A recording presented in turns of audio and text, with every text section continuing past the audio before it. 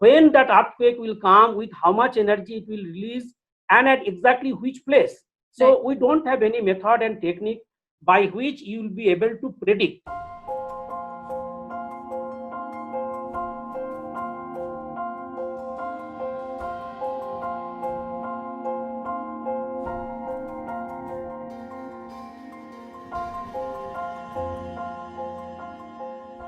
This is not unusual for the occurrences of the tremor in Delhi NCR region. Okay.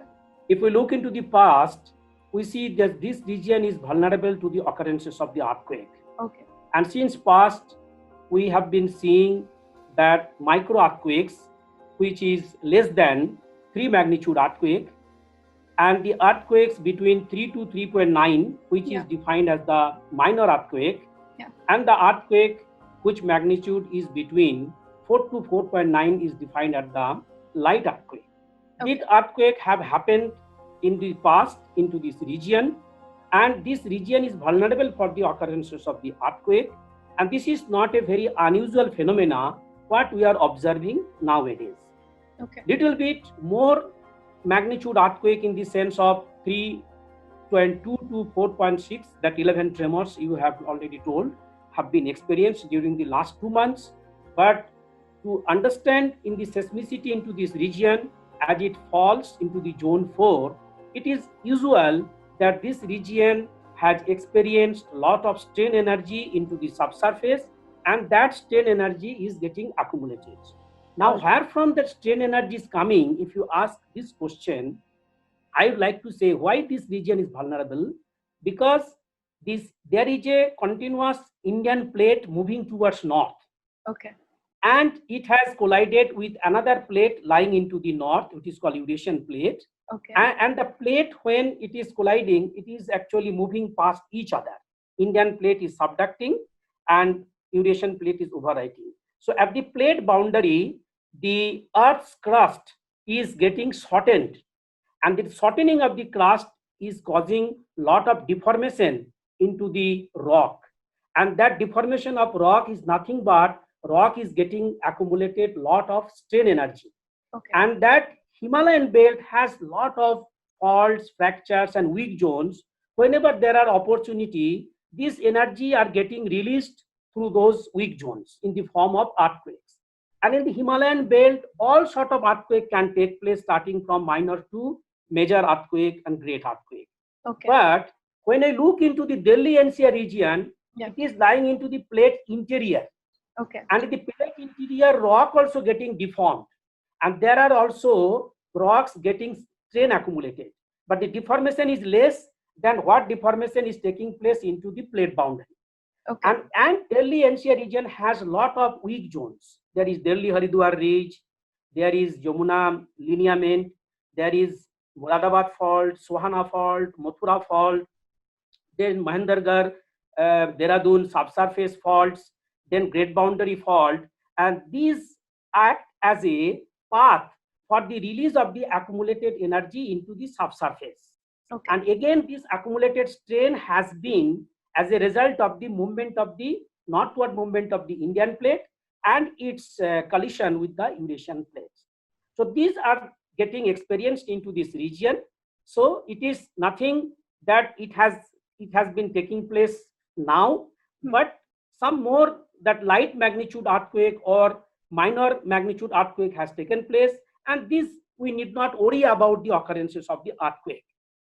So a lot of unverified and unsubstantiated messages have been shared on social media and WhatsApp. People are anticipating that a bigger earthquake might take place in Delhi. Even some experts have said that a bigger earthquake is impending, considering the 11 minor earthquakes that have taken place. So what is your thought on this, sir? And do you think there is a basis to say or to make such a claim? We don't have any technique by which we will be able to predict an earthquake. When we say this is a precursor, this is a signal of occurrences of the main event, that means we will be able to predict. So prediction nowhere in the world is possible. And when we talk about prediction, means actually when that earthquake will come, with how much energy it will release, and at exactly which place. So we don't have any method and technique So from this study, we cannot say that these are all signal or precursor of a main event. All right. Generally, for the Delhi NCR region, what we know, if we look back into the history, we see that Delhi and NCR region in 1956 experienced an earthquake of magnitude 6.7.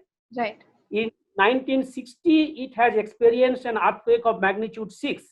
And in 1966, it has experienced a magnitude of 5.8. This 5.86 magnitude earthquake compared to 4.6 magnitude earthquake is alarming. But we cannot say that this region is going to have an earthquake when we cannot say anything. But if we take the analogy of the past occurrences of the earthquake, which is of bigger dimension, moderate to strong magnitude earthquake that has taken place 1956, 60 and 66, we cannot rule out the possibility of the occurrence of the earthquake of that magnitude. That may be moderate to strong earthquake magnitude. But again and again, I am telling that whatever we have experienced from that, we cannot predict when exactly that earthquake is going to take place and how much energy will be released. Right. But situation, we should not take it lightly, because occurrence of the past earthquake has shown that magnitude. So if we go simply to a layman language, that if we go from an earthquake of magnitude 4 to 5, so whatever energy has been released by 4 magnitude earthquake, in the case of 5 magnitude earthquake, 32 times of energy gets released. Okay. So when we go to the next higher earthquake from 5 magnitude to 6 magnitude, then again 32 times of the energy that has been released in 5 magnitude earthquake will be released. So now imagine if there is an earthquake, I cannot predict that, but that every possibility, because in the past also this region has experienced, if an earthquake of magnitude 6 takes place, when we do not know, then 4 to 6, that means whatever energy has been released by 4 magnitude earthquake, 1000 times energy will be released, because from here to here 32, from here to here another 32. Right. With reference to previous one. So 32 into 32, roughly 1000 times energy. So if we assume that the strain energy accumulated into the subsurface of the order of that can produce a magnitude earthquake 6, but we do not know how much strain is accumulated. We need to do some study by which we will be able to say how much strain energy are accumulated, how much strain energy has been released through the earthquake, then how much energy is remaining. We can calculate that. But the remaining energy, when it will be released, or some part of the remaining energy will be released, when exactly, with how much magnitude, we can't tell anything of that. All right. Only precaution, the region is vulnerable, and that can produce maybe after many decades, and from the past analogy of the occurrences of the 6 magnitude earthquake, if it happens, then it will create an alarming situation into the Delhi NCR region. All so right. We are not predicting.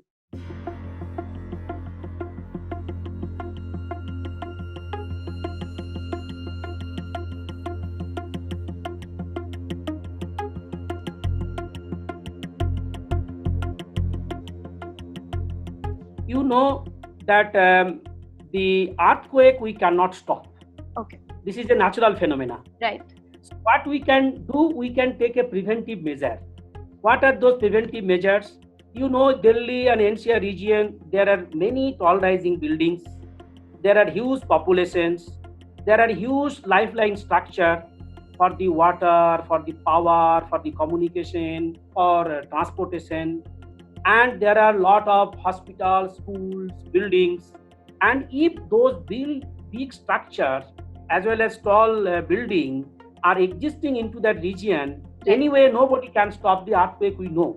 But what we can do, we have to ask the civil authority or government to impose strictly some guidelines that Bureau of Indian Standard has given, that how many floors building should be constructed, building should be earthquake resilient, and we should also avoid the linear weak zones or fault zones through which that earthquake can come out. So we should have all these precautions.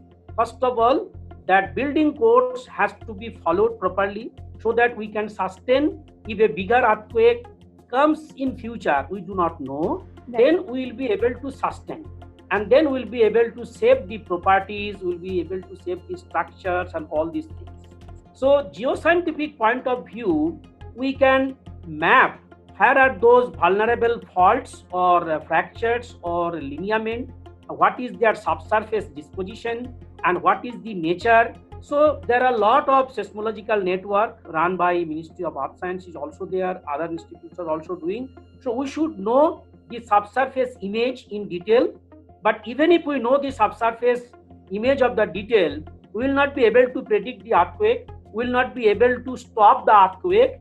But we have to be careful to ask the government that we impose the Bureau of Indian Standard rule very strictly so that the building should be constructed by following the guidelines stated into the BIS. Number one, they should also try to materials that will be earthquake resilient. So this is the first and foremost thing. And again, that IMD has prepared a microzonation map in the Delhi NCR region. So whatever suggestions they have given, the suggestions should be followed.